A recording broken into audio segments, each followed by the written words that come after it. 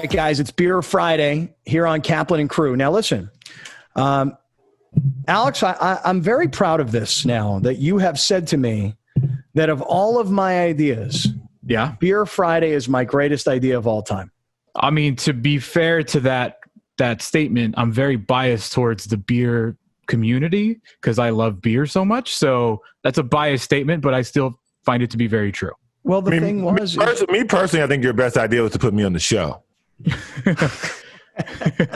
But here's the thing about this Beer Friday concept. I had it years ago when we were on 1090, and I wanted to do it, and every sales guy was like, no, you cannot put these brewers on the air for free. And what I would say to them is, it's great content because it's what all guys would like to hear about. And so we're not really giving it to them for free. They're providing us with content. So it's a good relationship. Now the whole key to this is we need somebody who's going to become the sponsor of Beer Friday. You know what I mean? We need a company that goes, yo, Beer Friday is brought to you by so-and-so. And that's what we need. And that's where we'll eventually make a couple bucks off this deal. But Alex, why don't you, as our in-house beer expert, or the closest thing we have, why don't you introduce us to the beer that we're about to try and the company we're about to meet and the gentleman that's about to join. Yeah. Grande, take it away. Latchkey Brewing over in the old Mission Brewery building is joining us today, and this is co-founder Matt West. Matt, thanks for joining us, man. Hey, guys. Thanks for having me. Very cool, Matt. So, hey, so taking over that Mission Brewery building down by Petco Park, is that right? Correct. Yeah, we've been there for a little over 2.5 years.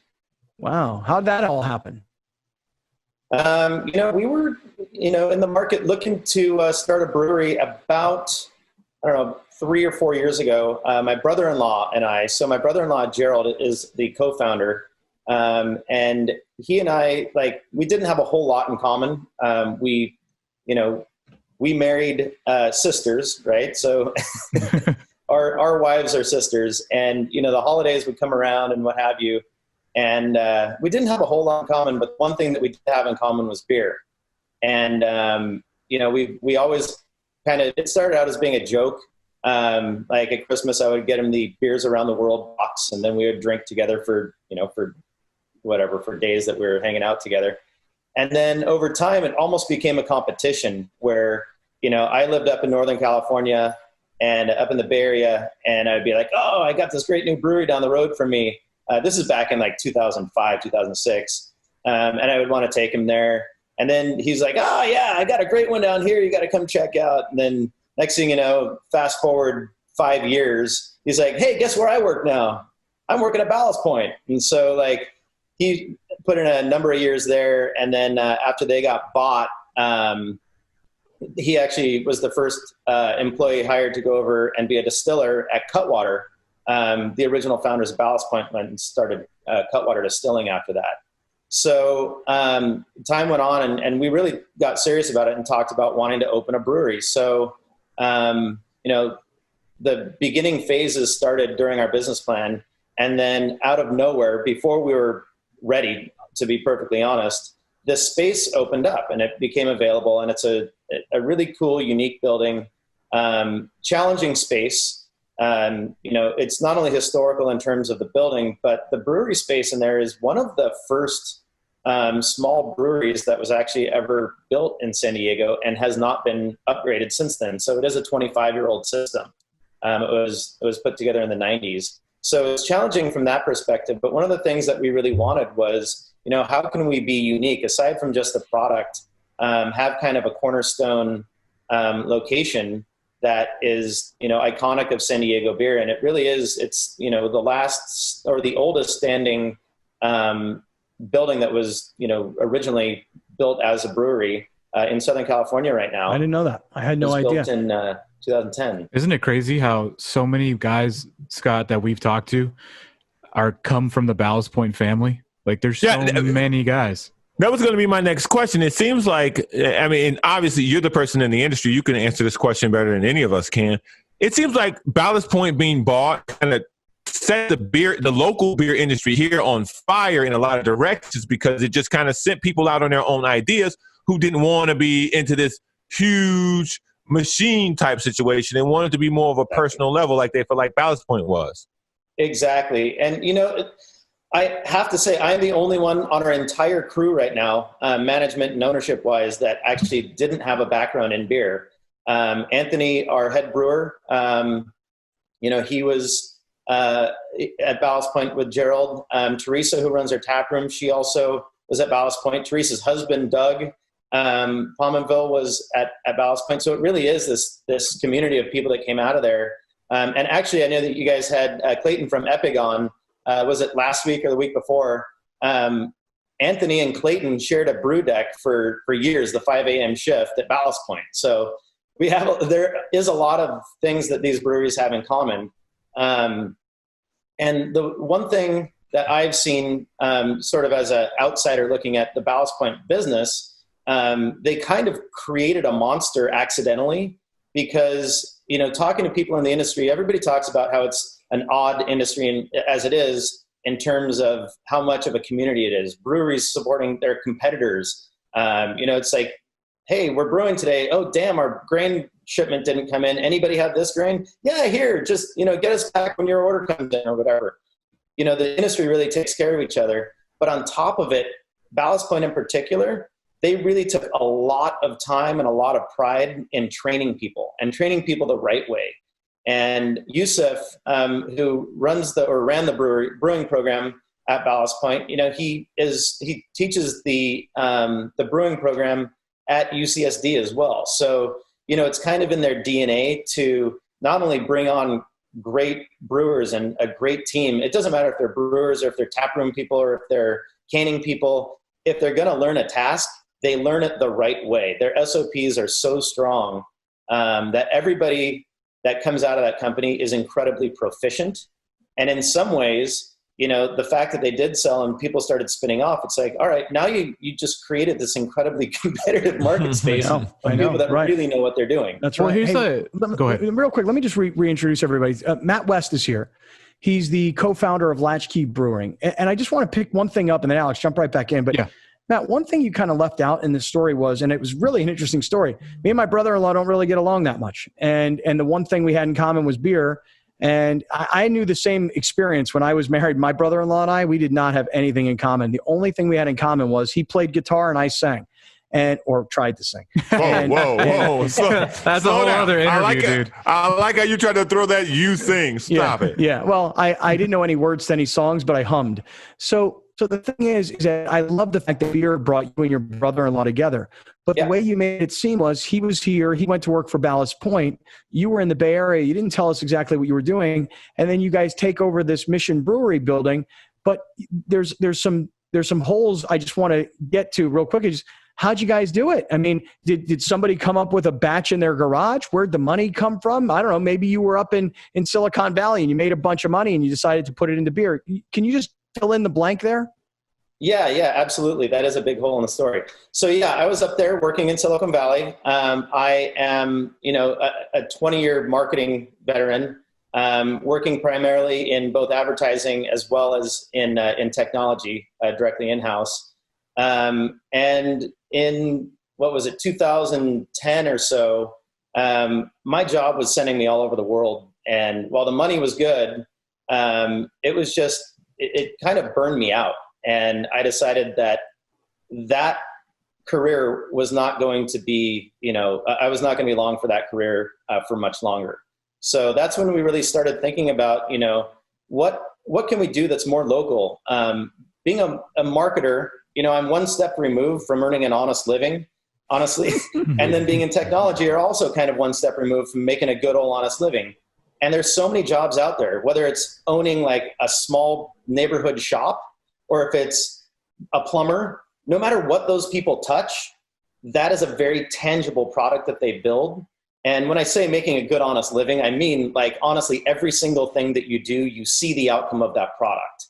When you're working in marketing, there's a lot of theory. There's a lot of analytics. There's a lot of, making stuff work and hoping it works. And it's a very, very important piece of the business.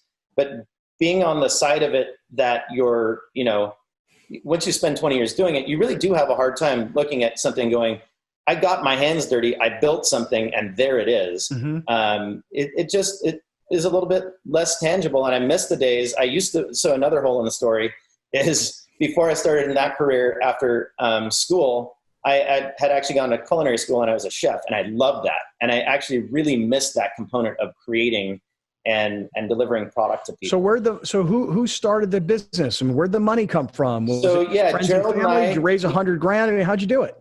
Yeah, so we did both. So I put down the lion's share of the seed money, and then we reached out to friends and family and just raised money that way. We're fortunate to know some people that our CFO is a good friend of mine, actually. He is a chief operating officer for a hedge fund. So he knows a lot of people that want to invest in things, but really on a small level. So like we're talking tens of thousands of dollars at a time that we're raising amongst friends and family on top of the money that we put in ourselves. And primarily that was my wife and I that put that money down. So it's one thing when you're starting a business is one thing, right? But the product is a whole other thing. So Exactly. Because you can't have a brewery unless you have a recipe to make beer. And we all know Ballast Point survives off Sculpin basically alone. So did you come up with the recipe? Did your brother-in-law come up with the recipe? And what was that beer that you're like, this is it, we can start a brewery because of this beer? Exactly. So we did do a lot of that. And then what became very clear is that just the two of us, we had to figure out if we're going to scale a business, which directions are we going to scale it? Are we going to be in the brewery making beer every day? Are we going to take the skills that we know really well and really enhance those? So really where we ended was Gerald had a lot of connections in the industry, and he goes, you know what? Well, we've made some good home brews. We know what we're doing. We can go and scale this stuff up. We made that hard decision to say, we need to go and get a head brewer. And that's when Gerald reached out to Anthony Beach, who you know. He's an incredible brewer. He was a specialty brewer at Ballast Point. And really his job was working alongside people like Nate from Epig and those guys that came up with recipes and then scaling them up to full market size. And so he was really good at, he is an absolute nerd when it comes to beer. And so he just came up, he came up as like the guy that we needed to go after, and timing happened to be perfect with the acquisition having just gone through, and some changes were happening in the business, and we were able to reach out to him, and we brought him in, gave him equity in the company, and he is a partner in the company. So listening to you talk about your career, it's really interesting because everything you mentioned, it has to do with creating something. And I really Correct. feel like people who follow their passion, regardless of what the field is, the underlying ability to be able to create something and then watch it come to life is very important. But part of that also is knowing when to let something go. How do you tell people when is it time? When do you know when is it time to not do this and go in this direction as opposed to that direction? That's actually a really good segue into something I wanted to touch on today is, when we first started as a business, we really wanted to have the model, a high margin model of, not necessarily just a boutique brewery, because we do want distribution, but we wanted the lion's share of our business to be done out of our tap rooms. And then, once we get our first tap room stable and strong, open another one and then another one, and have, 5 or 6 tap rooms within 100 miles and make it just become, a well-known local brand was really our goal. And as we got into COVID with these shutdowns, that blew up that entire plan. And while we had always, planned to do packaged beer, it really gave us a kick in the ass and said, it's really time to do it. There was a point where we call it our lemonade stand, where during the shutdown, we were still allowed to sell beer out of the tap room, but we literally set it up at a window with a table, and people would, order their cans online or their crowlers online and come over and pick them up. And, it was great. The industry rallied around us. Our numbers were actually pretty solid during the first couple of months. But we realized because of that the as this kind of dragged on, and it wasn't something that was going to happen for 6 weeks or 8 weeks, it was time to start packaging. So we actually pivoted our business. We're not giving up on our tap room, but we're definitely giving up on the tap room being our primary means of revenue. So we decided that we're going to start packaging beer. We've now packaged off 4 of our beers, and we've been moving in. We started in small local bottle shops. We launched an e-commerce website that was originally just for merch, and now we actually have it. So we're shipping beer all throughout California now. And then now we're sort of staring at, local grocery chains, as perhaps our next step. And if the days come that the tap room is the primary source of income again, we'll do it. But to your question, a lot of times you need to stop and let the market really tell you when it's time to make that pivot and make that change. Well, we have some cans in front of us. I know. Yeah. Let's try this beer. Matt West is here. Alex, make sure just making sure our Zoom is going well. Everything cool, smooth. Okay. Any relation to Adam West? I wish. What about Kanye West? Definitely. No. Yeah. Nice. Definitely don't wish on that one, huh? Matt West is the co-founder of Latchkey Brewing. We're about to try his beer. For those of you that are listening on radio on 1090, or for those of you that are watching on YouTube or Facebook, or you're listening on any of the audio podcast platforms, the first thing I can tell you is I really love the packaging. So looking forward to trying this beer. Great stories, Matt. I'm just real quick before we taste. Are you the beer guy or are you the marketing guy? Because it sounds to me like you got to have a great marketing guy and you got to have somebody that makes great beer. You've already talked to us about finding a beer man. So it sounds like you're using all your skills and all your background to bring to the table. Yeah, it's funny. So Gerald's also a very creative person. He was big into music and art and stuff like that prior to his career in beer. But yeah, when we set up the business, we kind of did take that approach where, he's beer and production and everything that goes around production and operations on that side, including the brewing side of the business. And I've been more of the marketing, sales, administrative, legal, HR kind of side of things. But as time went on, it does actually settle in the middle where we both actually do a lot of the, collaborate on a lot of the creative stuff. So for instance, the can art, which I'll hold up one right here. All right, let's take a taste of our first beer. The first one that you're holding up is called Fogger.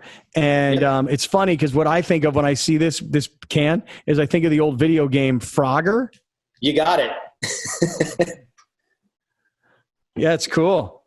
Yeah. A lot of our names, our naming conventions are, being latchkey kids, throwbacks to the 80s and 90s, whether it's music, movie, video game references.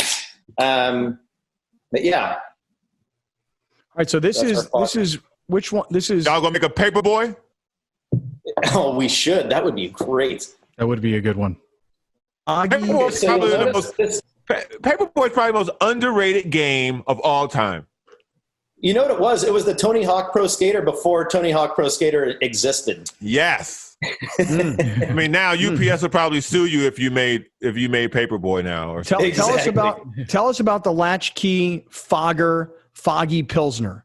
Okay, so you notice, I'm glad you poured that into a glass. It's not super foggy, but it's just foggy enough. We're not going to call it a hazy. That would not be a very good beer, a hazy Pilsner. But we did want to do definitely almost like a Zwickel beer style, where it's a little bit hazy and a little bit hoppy. So that's kind of where, if you look at the artwork on the can, we're trying to convey both. It's foggy and it's hoppy. But not too hoppy. That's really funny. Now that I see that I see the fogginess to the can. That's really funny. Exactly. And then if you look on the back, what we're actually really proud of, if you look at the second logo on the bottom, is Pizza Port. This was actually a collaboration that we did with the guys up at Pizza Port in Carlsbad. Wow, that's really cool. Yeah. So this is right up your alley, Scott. Yeah, the Foggy Pilsner. Yeah, I'm like not an IPA or a hazy IPA. I'm more, I like lighter. So what I like about this beer is it's light, as you point out the color, but yet it is kind of foggy. So it's not like too big and heavy, and it's not too small and weak, you know? Exactly. We call it our a modern take on a lawnmower beer. So virtually your all day drinker, hang out in the yard, or a baseball beer. So if you like the flavor of a hoppy beer, but you don't like the bitterness and the aggressiveness, this will give you those nice citrusy pine notes without having to, be a 7% IPA. It's only 5.2%, and super easy drinking. Super easy. Nice.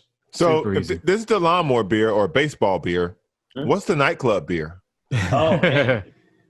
You want to move on to that one? Yeah, let's move on to another beer. We got 3 of them. Yep. Your nightclub beer, the Dreamer IPA. This is actually a beer that we're incredibly proud of. It's not necessarily the most responsible margin-wise, this beer. And I will say that only because we packed this beer with hops. It's got 5 different hops. It really showcases Strata up front, Citra, Mosaic, Simcoe, and a little bit of Eureka hops in the end. So the Strata and the Citra are what give you the nice fruity notes. And that Eureka gives you that kind of dank note. It actually almost smells like a bag of weed. Oh my God, I swear to you, did I just put my nose in here? And I went like this. I went, ooh, like it does. It smells like a bag of weed. I got 5 on it. Speaking of which, have you ever thought before, sorry to cut you off on this beer, have you ever thought about collaborating with like a dispensary and making some sort of like us, we're sponsored by Torrey Holistics. Would you ever think about partnering with the Torrey Holistics and making some sort of CBD beer? Absolutely. It's funny. We were just talking about that the other day. Like CBD, I think we can get away with. I'm not sure. We'd have to look at the legalities around it. I know there are some of the bigger breweries out there that are launching lines of THC beers. Dude, I got these buddies of mine. I'll introduce you to them. They're going to be a new sponsor of the show starting next week. They're called the Hellman Valley Growing Company. These guys are all former Marines that used to belong to something called the Hellman Valley Gun Company or something. They've all got these tats on their arms and stuff. And they're a bunch of Marines who are now into the THC business. Who are they take all the profits and they put it towards this foundation where they're trying to get, military people off opiates and stuff. So I don't know, it could be an interesting connection for you guys. That is absolutely a killer idea. Yeah, these guys send that information on. I will. We're going to have an off-air conversation. Okay, so this is really good though. See, this is the kind of stuff that I drink. Like Scott loves. I mean, this is super good too. I've actually never had this one. I've had this one before. This is really good. You like the foggy Pilsner, but you're more you like the Dreamer, the IPA. Like you said, this is a nightclub beer. Like this is the kind of beer when I want to drink beer, this is the kind of beer that I go for. Like I want to taste it. I want to smell it. Like I know I'm drinking beer right here. Yeah. For me, I like the Fogger a lot better. So one thing I would love to cover on that too is Alex mentioned that while he likes bigger, hoppier beers, the rest of you guys like not as much. But I deliberately wanted to send that over just for the reason of, beer actually can be broken down into, raw materials, recipes, and also process. Like process is such a big part of how your beer comes out. And one of the big things that we do is the way that we dry hop our IPAs and the way that we bitter hop our IPAs. You'll notice that while it has a ton of hops, and just like it just fills your palate with all the different hop components. Yeah. It doesn't give you that residual bitterness that you get out of most IPAs. That's true. You don't really feel it here at all. There's no like residual effect. The reason for that is time and temperature in terms of when we do the bitter hopping on this. So a little bit goes into the boil in terms of getting a little bit of bitterness out. But most of our hop-side hops, we actually do at like 170, 180 degrees in a whirlpool instead of bittering it. And, if you think about it in terms of making tea, if you were to take a tea bag and put it in boiling water, it's going to extract all of those tannins out and all of the sharp, bitter components of that tea. And you do that deliberately when making beer. but you do it with a small amount in order to just give you a little bit of a bitter bite, even down to your domestics, like your Budweisers and your Coors. They all have that. A lot of the Pilsners have it, but it's on such a small level that you get a bitter bite, but it's not overwhelming. You see that, Scott? Hey, yep. All the stuff that goes into making a beer, and you just crack it open. You're like, oh, that's good. Yeah, I know. Wait, let me just say, hey, Matt, we're talking about Matt West. He's the co-founder of Latchkey Brewing. Hey, Matt, we're running really short on time here. So tell us about the third beer, the Doppeldacker, the Doppelbock. Can you tell us about this one? Yeah, so that name is deliberately a typo. The name of that, we had a bunch of German military guys in the brewery. They were here for a couple of weeks just as we were launching that beer. And we were like, they loved the beer. And we're like, all right, so after a lot of drinking of it, we're like, all right, fine, you guys need to name it. So they named it Doppeldacker, which is not even a real word in German. It's actually Doppeldecker, which means biplane, like double decker. But he's like, I'm going to give you Doppeldecker, but I'm going to put an A with an umlaut in there just so you can have an umlaut in the name. So while it's a dark beer, it's nice and soft. It's not bitter at all. Oh, see. You like that, Scott? Okay, see. You like that, Scott? Okay, so my natural inclination, Matt, is to not even really want to try a dark beer. I don't like Guinness. I don't like anything that looks like motor oil. Okay. This, my first taste, I was like, ooh, that's actually really good. Check me on this, but there's a little bit of a sweetness to it. It's a perceived sweetness. So there's a grain that we use in there. It's called Simpson's chocolate malt. And it's a barley that's just roasted in a way that when it roasts to its dark state, it actually gives off this flavor and this aroma of chocolate. So the sweetness isn't necessarily there, but the perception of sweetness, because it smells like chocolate, fills your palate with that. Yeah. Yeah. And it's nice and soft and easy drinking. Browner, what do you think? Oh, I love that beer. If I was ever going to make a beer and call it Brown Man, this would be it. Grande, what do you think about this? Yeah, I love it. I've bought a 4-pack of this before. I've had plenty of this one. As Matt knows, like I hang out with some from mutual friends, and this is a Latchkey favorite. All right, this is my favorite beer. This is my winner today. I did not expect that. I really thought you would go with Fogger. I know it. I'm always up for the challenge. When somebody says I don't like something, I always give them something. That's what they say they don't like. This might be my favorite beer we've had the entire time we've been doing this. Really? Nice. Yes, because that's some big competition out there. It rolls. It's smooth, but it's also tasty. Yeah. That's what I hope that people, because I know these two guys are getting it because they're drinking them. But this is what the whole point of this to me was. Everybody thinks they like a certain type of beer, but there's so many different types of beers out there that you wouldn't even give a chance to until you actually try them. And that's what this segment is providing. Problem is, but here, and Matt, before you go, here's the issue with that, Alex. The issue is right. I go to a place, they've got all these beers listed, and I get confused, and I don't know what do I like. So then once I find out that I like lager, then it's just easy for me to order lager. Now if I were to see Doppeldacker on a menu somewhere, I'd be like, ooh, can you pour me one of those? Because this is, it's smooth, it's not too heavy, and it has a sweetness to it that I really like. Yeah, believe it or not, it's designed for barbecue, like designed perfectly to go with meat. You would think it's more of like cold winter night, but no, hot day in the summer, like a Shinerbach. A hot day in the summer with barbecue. It's great. Oh, dude, you put this with some sweet ribs. Oh yeah. This is my favorite beer we've done so far. Gotta admit. That's awesome. Yeah, and look at that smile on his face. Hats off to you. Hats off to you, Latchkey. you just won a customer. Matt, that made my day. Matt, do you understand we've had 3 sips of your beer and we're all drunk already? Oh, slow down. You guys, you are, dude. Slow down. All right, maybe I am. Hey, Latchkey Brewing Company. Matt, I'm going to tell everybody to visit your website, latchkeybrewing.com. And you're open. What's right? that? You're open, right? We are open. Thursday through Sunday, our tap room is open. And then you can find our beer throughout town. Dude, cheers. Have a great weekend. Thank you very much for all of the beers and the trying and the education. Matt, it's a pleasure to be with you. Thank you, buddy.